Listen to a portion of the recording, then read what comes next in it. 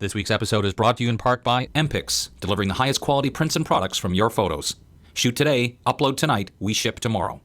On this week's show, I'm going to show you a very cool refine edge tip for making good selections. And I've got a cool trick for using the vanishing point.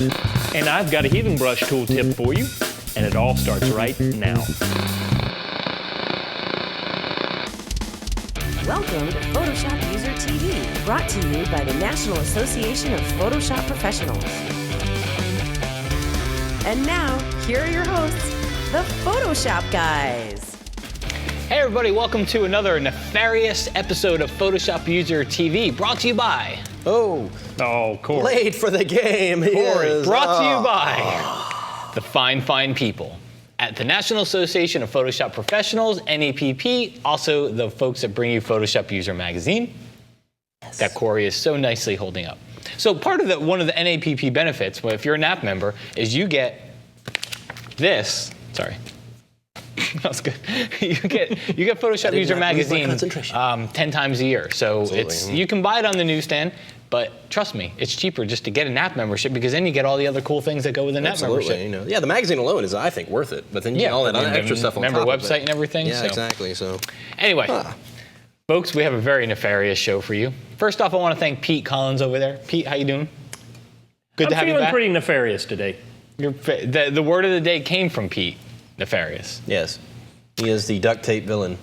Corey Barker, yes, are sharing the helm with me. Yes.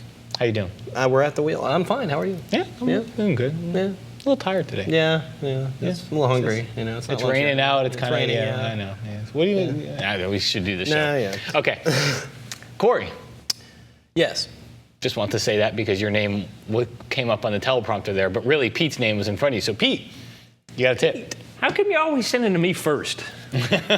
Because, dude, we know that you can reel him in for the show. Oh, yeah, I'm just going to suck you in with my personality, my charm. Well, it's just because so we can show you up later. Y'all start out and then you make fun of me for the rest of the show. I understand how you do it. It's because you want to leave on a high note. So we figure we kind of build people up in the show. We start off with you, then it gets to Corey, then it comes to me, and we leave on a high. I'm just teasing. Okay, guys, you know how oftentimes you want to clone something out. Say I've got this image of this billboard in Tampa, and the problem I'll run into is you've got these stray lines kicking around over here that you'd like to get rid of. Well, I can use the clone tool, the clone stamp tool, to get rid of a lot of this, as long as the backgrounds kind of match up. But then you get into these funky areas that's got texture, and they may even have a little gradation in the light texture. So here's how you can use the healing brush tool, almost like it's a content-aware fill. If you don't have CS4, CS5, say you're still in CS3, I know a lot of us aren't able to upgrade as fast as we'd like to. Healing brush may be able to get you around a few of these things when sometimes the clone stamp tool will leave that hard edge that just doesn't lay right on your cloning. The key is to make sure that you grab a good reference point that is going to match up. If I were to come over here and let's say I grab this point right here, even though I'm in the healing brush tool, if I make sure to line this up with the bottom edge right there and I start painting away, you would think naturally you're going to get some smearing because that's what the healing brush normally does, but because it's got the same type of reference point on that hard edge, when I release, it doesn't smear. It actually lays down there very nicely and covers up and kind of gives you that nice blend across there that you don't have to go back in. If you've used the clone stamp tool, you won't have to go back in and do even extra work. Because I've chosen my reference point carefully to match up with that, the healing brush will lay right over it in one swoop, and it'll create a nice covering that you wouldn't get from any other tool. So it'll take a little playing with, but once you realize what the healing brush can do, even on hard edges, if you pick another hard edge very similar to that to bring it to, it can save you a lot of work in the end. I feel much better him having covered the healing brush. No, it's a good point too, because I think you weren't listening. You were over there getting your stuff. I was. Well, we talked about this the other day too. So I think it is a very good point because it shows you that you can still use the healing brush a lot of times when people think you can't. Well, especially talking to people that don't have CS4 and CS5, they would love that power of being able to do some stuff that blends together nicely. Yeah. And the clone stamp tool is wonderful for a lot of things, but it's clunky. You get a hard edge, and then you have to do a lot of manipulating, whereas the healing brush can do a lot of that work for you if you know where to. It almost seems like it's That using. Pete knows his stuff. It almost seems like it's using a little content-aware type. So. Yeah, definitely. All right. From Pete to Corey. Yes. See, you like that transition, don't you? Yes. We're ramping up. We are. We're bringing the show up. We started. No, It was oh so dramatic. You know, And I'm just totally kidding about. And now let's take it a step lower. All right. No. I've got something here. It's a tool nobody uses anymore. I promise you. It's the vanishing point. Do you use it?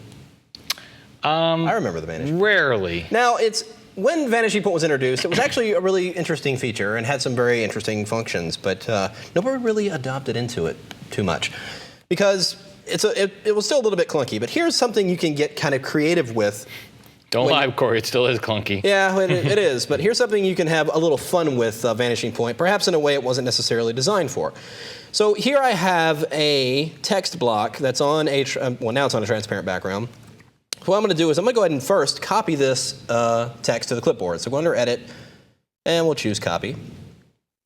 Then we're going to go inside of my image here. That's real thunder. That's not a sound effect. All right. So we're going to go into the filter. Now, before we do this, I want to create a new blank layer, because it's going to apply whatever you do in Vanishing Point to the active layer you have selected when you go into the filter. So make sure you create a new blank layer first. Then we'll go to Filter, Vanishing Point. Now inside here, it's already got the tool selected so you can create a 3D grid. So what I'm going to do actually here is make this seem as though I've got like a giant block sitting on the edge of this land right here. So you draw out the block, you see you get the grid, everything tells you it's cool. So what I'm going to do is hold down the Command key now, Control on Windows, and just click on the middle control handle here on the right side and just drag out another plane. And you can see it drags it out in perspective relative to the other side that was drawn. Now, something that was added to Vanishing Point later is the ability to swing these planes on that axis. So if I hold down the Option key, you can see I get a little bent arrow, and if I drag up and down, I can swing that on that axis just to make it a little bit more conform to the angle of the ground on my photo. So now I've got the plane drawn. If I go ahead and press Command or Control V, it pastes that text into this layout. Now, if I grab that, and the moment I move the cursor inside of the plane, you can see it wraps around that shape. So while it's in there, it's obviously a little too big. So I'm going to just go ahead and scale it down. So I'll just hold down the Shift key. Again, I put it in, press Command-T like you would inside Photoshop, put it in Free Transform. Works the same. And we'll just kind of reposition this and scale it in place. Something like that. We'll put it where the R is, like right there at the corner then. And then once you get it in position, you just click OK, and there it is. It goes back to Photoshop. Again, it's on its own layer, and now it looks like it's just kind of in perspective. You can so move it around, and you can even tweak it with Free Transform. Yeah, I mean, if I could get a little creative by just making a duplicate of the layer, maybe go and flip it vertically, drag it down here. Could probably create another one just for perspective reasons, but in this case, I'm just going to blend it with a blend mode and overlay, just to kind of give it sort of a reflection. I could certainly fade that out, but it's, it's a quick and easy way to conform to a 3D shape. And you don't need 3D. It's just, it's creating that 3D grid. And again, it's not necessarily what Vanishing Point was designed for, but it works, and it does give you some really interesting stuff if you just look at it a little bit differently. So neat. Like it. Yep. Hey, we're going to take a quick break. We had Joel Grimes down in the studio for a few days. Yeah, super great guy. Everybody's a great. I mean, everybody that comes in is we always say great guy. No, there was that one guy, remember? Oh, God, that's right. Oh, yeah. Anyway, we had Joel in the studio here, and Joel is again, one of those. He's a great photographer. He's a lighting expert, but he's also really, really good at Photoshop. Yeah. He's a wizard when it comes to compositing inside of Photoshop. So he's gonna swing by after the break and do a quick tutorial. We'll see you back here in a few minutes.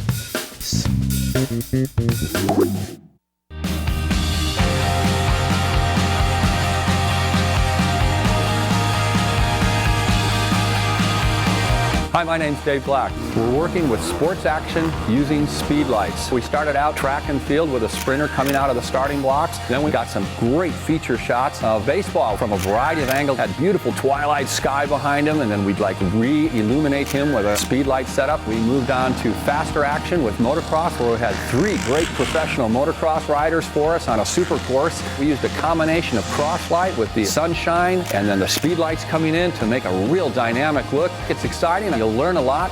So come to kelbytraining.com and watch my Sports Action with Speedlights video. We'll see you there.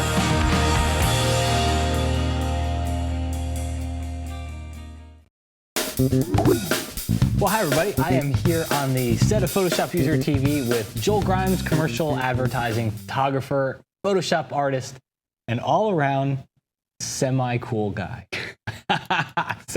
No, Joel's a great guy. Thanks for coming on. So first off, Joel, let's talk a little bit about Joel. Okay, what do you want to know? What'd you have for lunch today?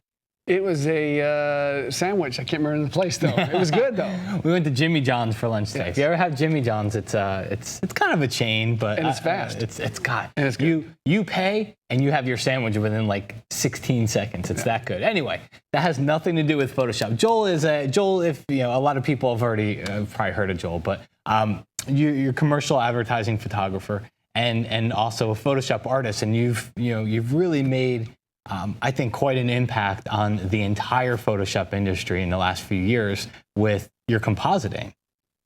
Because, Joel's an absolute master at lighting in the studio. And over the last 3 years, you've kind of combined your lighting expertise with Photoshop to really create some stunning images. So first off, hats off to you on that. Thank you. How'd you kind of get into that? Well, for 30 years, I've been photographing subjects in the field, but strobing them and then sort of knocking down the background a little bit in value. So it's darker background, they pop off. Yeah. And so that mindset and approach has been there for a long time. Uh-huh. Now with Photoshop, I can photograph the subject in the studio, bring him into background, and still kind of have that same look a little bit where they pop off the page. Obviously, you're selling a fake. I mean, a major fake. Photography's still a fake. It's not reality. But you're putting lights and Yes, scenes, and you're yes. choosing lenses and all these different Yes. things. So yeah, you're But right. now it's really a fake. So to pull it off takes a little bit of practice, and but we have so many tools today that really make it easy. So one of the things Joel's actually here in our studios in Tampa. He's recording a couple classes for Kelby Training, and you're also teaching at the Dave Cross workshops this weekend. So Yes. by the time you see this, he will have already taught there. But anyway, go check out davecrossworkshops.com because he's got some other great instructors coming in. But one of the things is you're here for Kelby Training. We did a video yesterday on shooting for composites. So everything about shooting, the portraits and the backgrounds and the lighting and all that. And then tomorrow, we're actually going to do kind of the post-processing on that. But you have a tip for us on one of the images that you took yesterday. Yeah. One of the problems that we have, and I've kind of grown in my retouching, skin retouching, or retouching in general. Early on, I was a victim of this. Is my skin retouching end up looking like plastic? Yeah. Because you end up taking the clone tool, the blur, you start taking out all these imperfections, and pretty soon by the time you're done, you have this big mush. And I still see it today. Yeah. It's getting less. There's techniques that are better, and I have some techniques on my blog that have sort of helped that even more. I'm not going to do that today, but one of the things I think is really underused, and that is taking, before you really do all your cloning, and I use the little stamp tool here. Clone stamp tool. Yeah. And that works amazingly, okay? There's limits to that.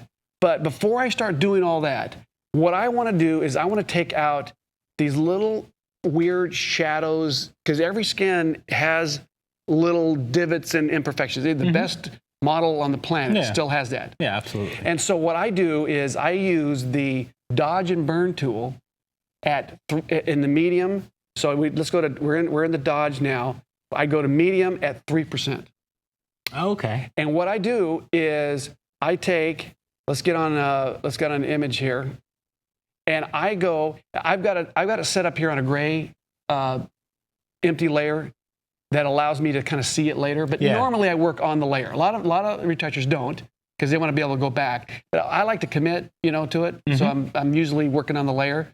But I'm kind of half and half. Sometimes I do. Sometimes I start that way and then I'll flatten once I'm happy with it. But it's what I always recommend people do is start with the good way. Start non-destructive. Right. And that way you kind of understand it, and then you know when to break. It's like anything. Then you know when to break the rules. Yes. So. But basically what I do is I take and I begin the process of just slightly taking out those little areas that are either dark or too light.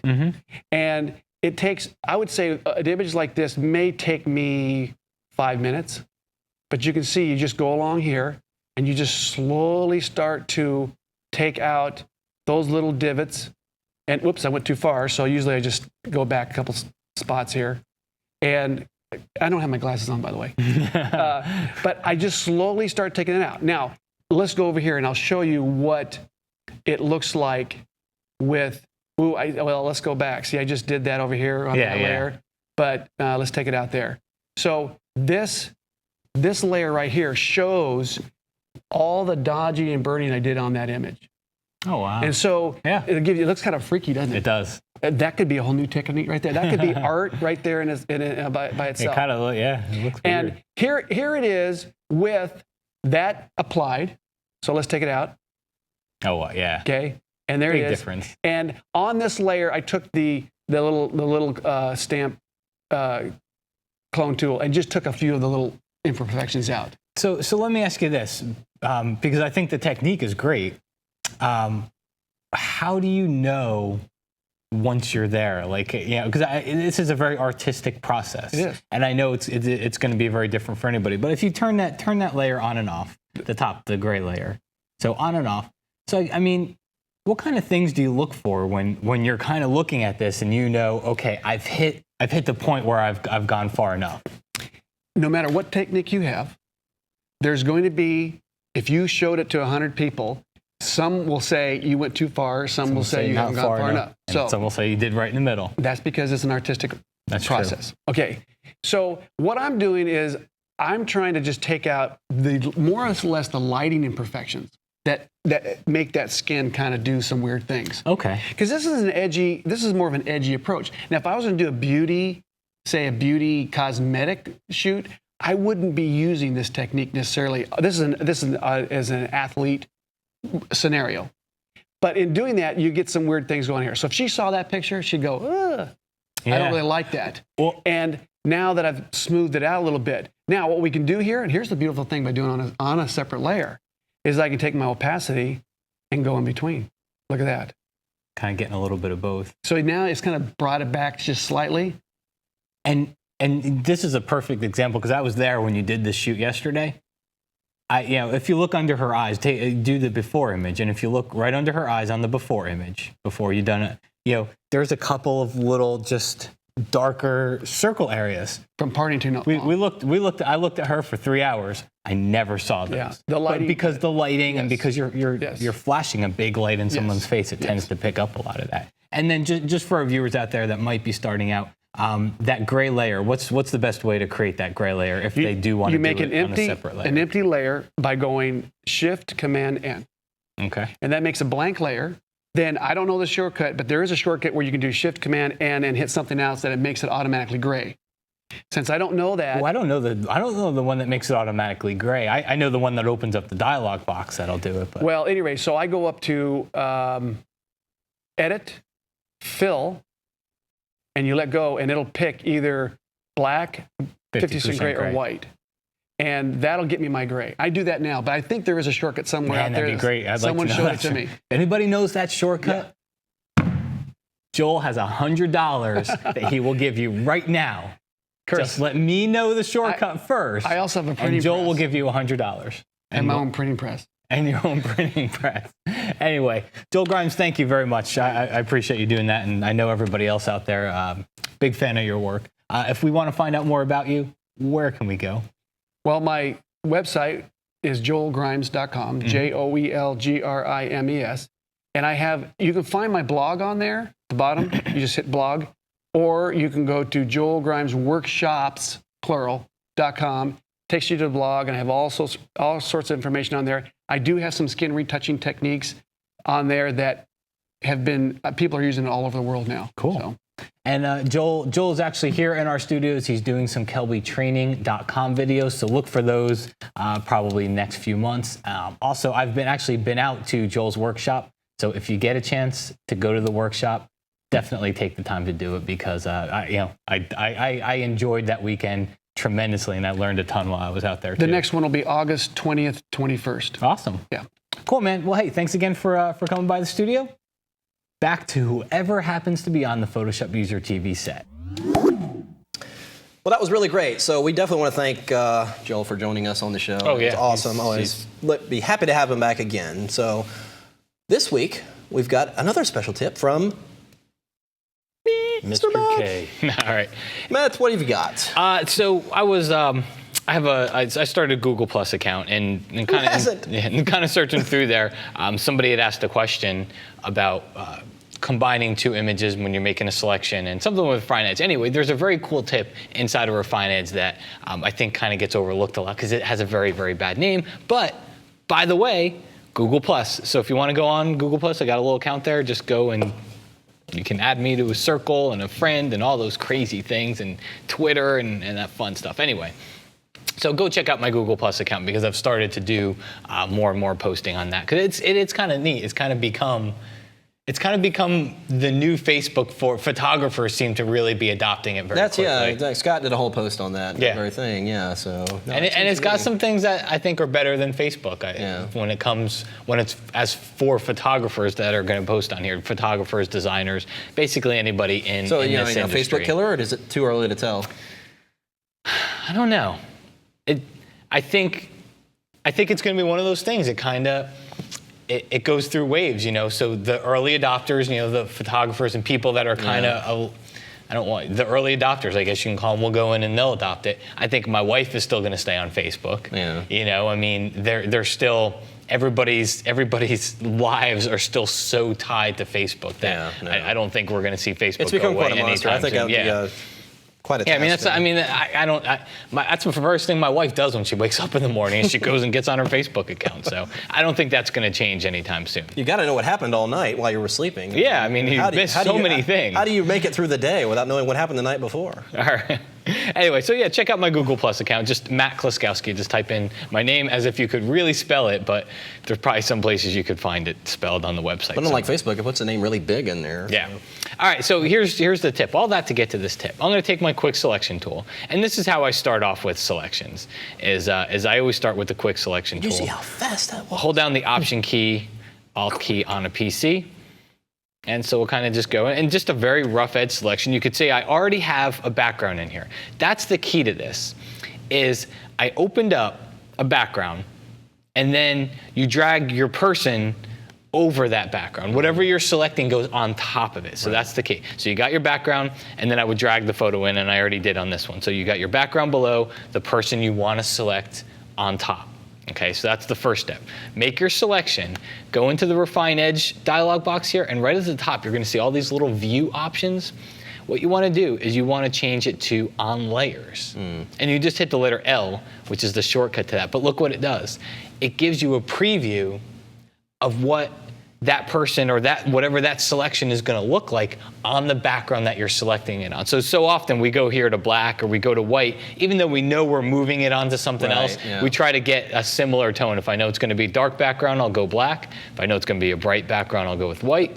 But on your background, you can you're still now you know on mode. the background, you can still modify it. You can see exactly, and sure, on white, is his hair horrible? Yeah, his hair is horrible on white. If you were going to put it on a white back, yeah, exactly. Why bother when I know I'm going to be putting him on this background? I know that I'm never going to see that detail. Save yourself a lot of needless work, exactly. Yeah. So that's where that option kind of jumps in. But you got the keyboard shortcut, just hit L or just click the on layers option there.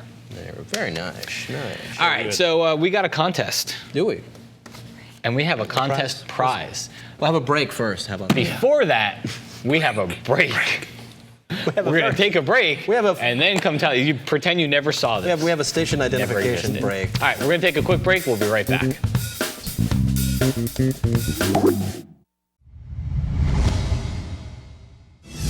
Have you ever seen a close-up photograph and thought, wow, I wonder how they made that? Wait till you see what we're going to photograph in my new close-up classes. We're going to photograph dropping strawberries into water and freezing them, taking pictures of rocks, the flowers, colored pencils, all kinds of great things, and we're going to make them look big like this. And in the class, we're going to photograph all this stuff here. Look at this. Please come join me at kelbytraining.com. We're going to have a blast. Bring us back, Corey. Oh, hi. We're back. So we're going to go right to the contest now. Thank you, Matt. You're welcome. All right. Today we got a contest, but we have a prize. We have a contest. Yeah, very curious. What is a contest without a prize? You know, I have to tell you this. Prize without a contest. If you watched before the break, we said, you know, and then I held up the contest prize, and we very quickly went to, let's do a break. Yes. So Meredith, who was behind one of the cameras over here. Hey, Meredith. Hi, Meredith. Wave at everybody. So Meredith, who's behind one of the cameras, so she said, she was over there, she's whispering, she's like, break. So we said during the break, we're like, how come they didn't do that universal symbol for that camera? You know, they do TV this for industry break. symbol for break. Yeah, break. exactly. And she's like, last time I did that, you guys made fun of me. So I just want her to know that she's never safe because she whispered, we will make fun of her. Directly on air. Hi. Meredith's awesome. She keeps us on track for this show because if you could imagine how bad it would be if we didn't have a Meredith here They're to actually tracks keep for this us. show? Yeah. You can imagine how bad it would be. Anyway, we have a contest prize. Nick Software's Vivesa 2. Very, very cool. And I have an extra impossible contest question. No, I actually don't. No. That's, all you got to do is go to kelbytv.com/PhotoshopUserTV. Leave a comment for this show. Episode 276. Leave a comment for the show. That's it. You don't have to do anything else. Question. Just say hi, leave a tutorial idea, you got a question, whatever it is. Tell us what kind of shoes you're going to be buying for Christmas. Or tell us what kind of shoes you're going to be buying for Christmas. for But leave back something to there, school. and that will enter you into back to school. That will enter you into the contest. I think they're already in prize. school now. They might be in school now, yes. All right. Yeah. You guys got anything else? No, I got a whole lot of nothing this time. Photoshop World's coming up. We hope that you're going to be there. If you're not going to be there, think about it if you can. I know it's probably only a couple weeks away. It's pretty much like from a week away at this point. Yeah, it's very, very close. But if you could two. still make it there, it's there's always hotel rooms. I mean, it's Vegas. If you suddenly find yourself in Vegas for no reason at all, then stop on by the Mandalay Bay and check us out. You can walk up and register if you want. You don't even have to do it ahead of time. And there's always hotels in Vegas because it's Vegas, and right now there's a lot of hotels. And you can there. win the registration fee at the blackjack tables in a matter of hours. Exactly. I mean, Wow. so see, dude, I'm glad. That's a good selling point. yeah. Hit the craps table. You show up in Throw the Vegas. bones. You've only got $100. Go play the tables and then come join us. Come on, it's a lot of fun. Or gamble away the car payment for the month. Pete, you doing all right over there? I am doing great. This is going to be Pete's first Photoshop World. I'm just in awe of y'all's talent. Amazing. This is going to be Pete's first Photoshop World as an instructor. Yes, it is. So we First time in Vegas? we get to haze him. Yes. Yes. But and yeah, in Vegas, Pete, you're doing some classes at Photoshop World. I'm going to be doing some classes on the floor. Come see me, see the real Pete in action. You know, they keep me down here. They keep me mellow. Yeah. But I'm going to be wild. Crazy. Yeah, you have to see Pete to actually. You have to meet Pete to actually believe him. Yes. And to see him. You have to see Pete to see him. I'm pretty nefarious. He is nefarious. Corey, are you nefariously got anything left here? No. It's just, but I'll be at Photoshop World as well, teaching. I got a lot of classes here. I'm doing a pre-con too. I've got a beginner. I know, your first ever. Well, you've done a pre-con before. Did one with Dave Cross a couple years ago. You're going solo this time. Solo this time, so it shouldn't be hard. Did the Down and Dirty seminar, so it's That's it's true. not. It's You're not used that to hard, teaching for a day. But I'm very excited. So I'm always excited to go to Photoshop. Come make World. fun of Corey. Yes. Yes. All day long. No, come have fun with Corey. Come have fun with Corey. Make That's fun what of I mean. Matt. Make fun of me. Okay. All right. Guys, that's it. Thanks for sticking with us this week. We will be back next week with another episode of Photoshop TV. Until then, see you later. Bye.